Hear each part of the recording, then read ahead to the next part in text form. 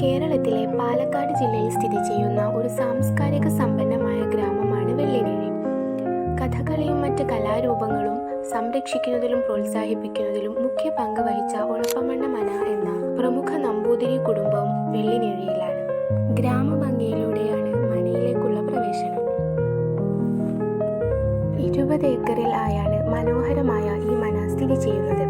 2 നാലുകെട്ടുകൾ അടങ്ങിയ 8 കെട്ടാണ് മന. ധാരാളം മലയാള സിനിമകൾക്ക് പശ്ചാത്തലമായിട്ടുണ്ട് ഈ മന. ഏകദേശം 15 സിനിമയോളം ഇവിടെ ലൊക്കേഷനായി ചിത്രീകരിച്ചിട്ടുണ്ട്. നരസിംഹം, ആകാശഗംഗ, ആറാം തമ്പുരാൻ, എന്നു നിന്റെ മൊയ്തീൻ എന്നിവ അവയിൽ ചിലത് മാത്രം. ഒളപ്പമണ്ണ മനയുടെ നിർമ്മിതിയിൽ നമ്മെ ആകർഷിക്കുന്നത് കേരളത്തിലെ സാമ്പ്രദായിക വാസ്തുശില്പത്തിന്റെ മഹത്വമാണ്. പടിപ്പുര മുതൽ അകത്തെ മനോഹരമായ ചെമ്പുകുറ്റുകളോടെ അങ്ങോട്ട് നീളുന്ന വീട്. ഓരോ ഭാഗവും അതിന്റെ പഴമയുടെ കഥകൾ പറയും. മനയിലേക്ക് പ്രവേശിക്കുമ്പോൾ വിസ്തൃതമായ ഒരു നടുമുറ്റമാണ് ആദ്യം കാണുന്നത്. ഇവിടെ പലവിധ ആചാരങ്ങളും ചടങ്ങുകളും നടക്കാറുണ്ടായിരുന്നു. തെക്കിനി എന്നാണ് ഈ സ്ഥലം അറിയപ്പെടുന്നത്. ഇതാണ് ഇവിടുത്തെ ഭഗവതി. ഈ ഭഗവതിയാണ് മനയിൽ സ്വയംഭൂ ആയിട്ടിരിക്കുന്നത്. ഭഗവതി വന്നിട്ട് 300 വർഷമായെന്നാണ് പറയപ്പെടുന്നത്.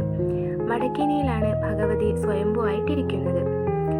ഈ കാണുന്നതാണ് കൂറ. ഇത് കൊല്ലത്തിൽ ഒരു പ്രാവശ്യം മാറ്റും. ഇതിനെ കൂറ വലിക്കുക എന്നാണ് അറിയപ്പെടുന്നത്.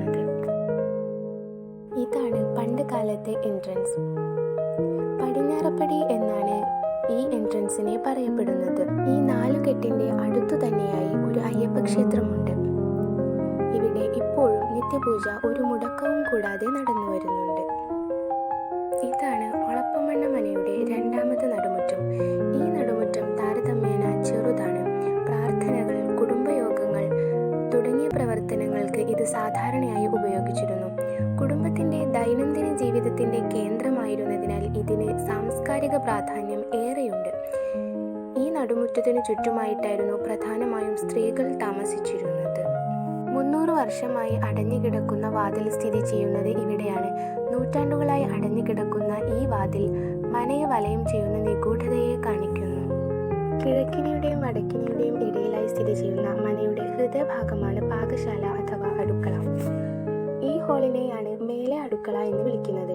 കൂട്ടുകുടുംബമായതുകൊണ്ട് തന്നെ എല്ലാവരും ഒരുമിച്ചിരുന്ന് ഭക്ഷണം കഴിക്കുമ്പോൾ ഭക്ഷണശാലയിൽ ഒതുങ്ങാതെ വന്ന ആളുകൾ ഇവിടെ ഇരുന്നായിരുന്നത്രേ ഭക്ഷണം കഴിച്ചിരുന്നത്. ഭഗവതി ചരക്ക എന്നാണ് ഈ വലിയ ഉരുളി പോലെയുള്ള പാത്രത്തിന്റെ പേര്. ഇവിടുത്തെ ഉത്സവമായ ഫെബ്രുവരി 26-ന് പായസം വെക്കാനായി ഭഗവതി ചരക്ക ഉപയോഗിച്ചു പോരുന്നുണ്ട്. ഇതാണ് മറ്റൊരു പ്രധാന അടുക്കളയായ താഴെ അടുക്കള. 6ാം തമ്പുരാനിൽ മഞ്ജു വാര്യർ വെള്ളം കോരുന്നത് ഈ കിണറിൽ നിന്നാണ്. കിണറിന്റെ കയർ തിരിയുന്ന മുകൾ ഭാഗത്തെ തുടി എന്നാണ് പറയുന്നത്. ഇതിന്റെ ശബ്ദം ദൂരേക്ക് കേൾക്കും. അടുക്കളയിലെ ഈ കിണറിന്റെ സാന്നിധ്യം അന്നത്തെ രൂപകൽപ്പനയുടെ പ്രായോഗികതയെ പ്രതിഫലിപ്പിക്കുന്നു. 6ാം തമ്പുരാനിൽ അടുക്കളയായി വരുന്നത് ഈ ഭാഗമാണ്. തമ്പുരാക്കന്മാരുടെ കാലത്ത് ദിവസവും ഇവിടെ 250 പേർക്കുള്ള ഭക്ഷണം ഉണ്ടാക്കാറുണ്ടായിരുന്നു. അതിന് ഉപയോഗിച്ചിരുന്ന വലിയ പാത്രങ്ങളും അടുപ്പും അമ്മിക്കല്ലുമൊക്കെയാണ് ഇത്. പണ്ട് കൂട്ടുകുടുംബമായി കഴിഞ്ഞിരുന്ന കാലത്തെ ഭക്ഷണശാലയാണ് ഈ ഹാൾ. പ്രധാനമായും അത് സ്ത്രീകളും കുട്ടികളുമായിരുന്നു ഉപയോഗിച്ചിരുന്നത്.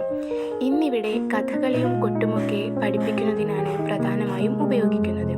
കുട്ടികൾക്ക് കൊട്ടു പഠിക്കുന്നതിനുള്ള കല്ലുകളാണ് ഇവ.